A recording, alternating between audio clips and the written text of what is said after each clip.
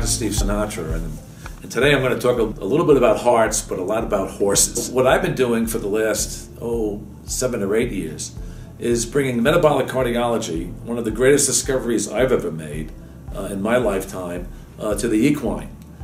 When we talk about metabolic cardiology, we're literally talking about infusing the cells with ATP. ATP is the energy of life. It's our vital force. One of the ways of increasing ATP, you put like a billionth of an amp of, let's say, electricity into the body.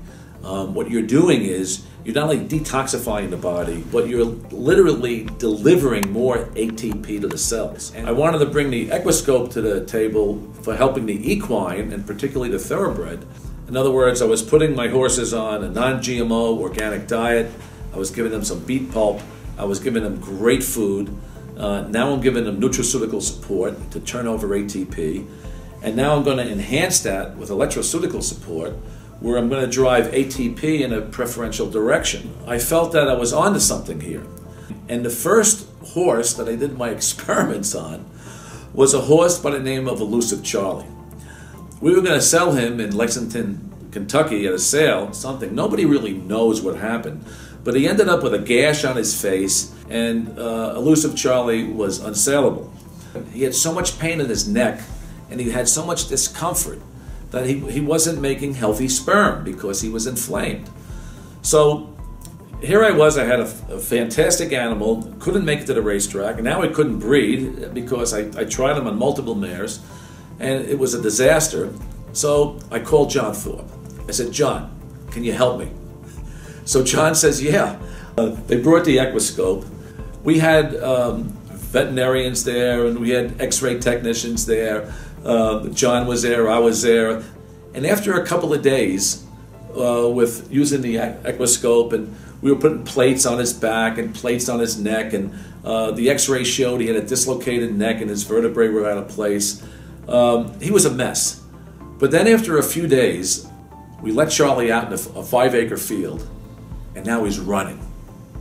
He's literally running.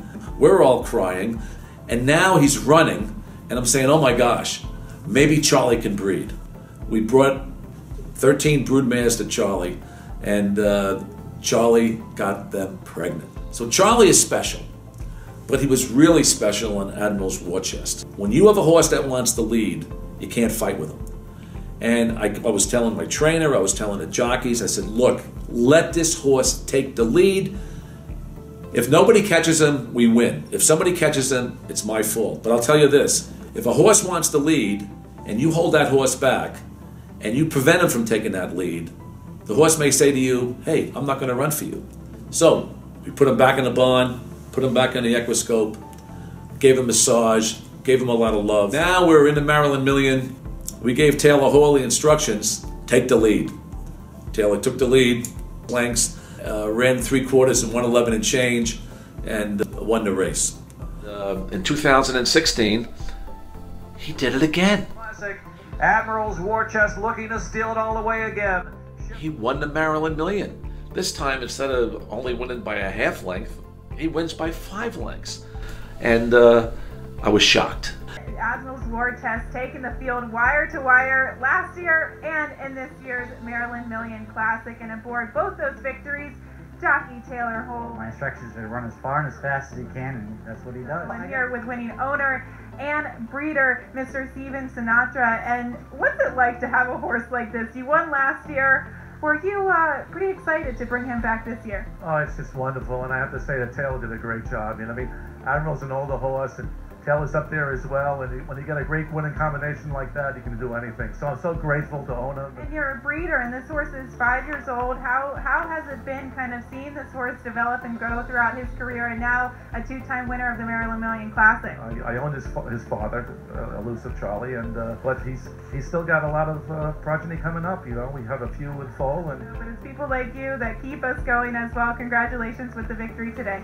Thanks so much. What I bring to the table in horse racing is, if I can reduce inflammation in these animals, and if I can make them feel good and take away some pain and suffering, and if they can perform well at the same time, it's a win-win for everybody. Because when we published studies on these horses with inflammatory cytokines, even myself, who knew they were inflamed, they are much more inflamed than we can possibly think they are. They get inflamed from just training, from living in stalls, not getting sunlight, breathing in dust, and getting Lyme disease, which I feel is a huge factor in these horses, or EPM.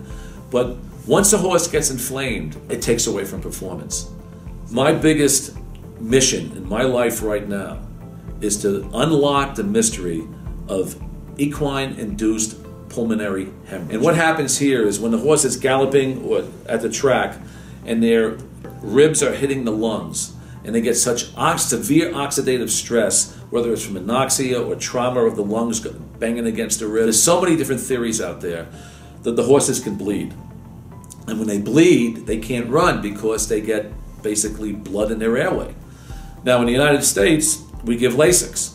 However, in Europe, Lasix is banned. And Lasix basically takes a lot of fluid out of the horse. I mean, you know, one of the expressions, pee like a racehorse, came from using Lasix, because these horses would literally lose 10 or 20 pounds of weight because they're urinating so much from giving them a diuretic. However, using Lasix has a downside.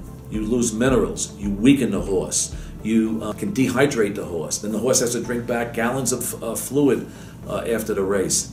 So my mission is I'm trying to race horses off Lasix. With a combination of this therapy, nutraceutical support, and diet, reduce their inflammation, I think I can become significant in the thoroughbred industry. And my goals, and hopefully, someday I can make that come true.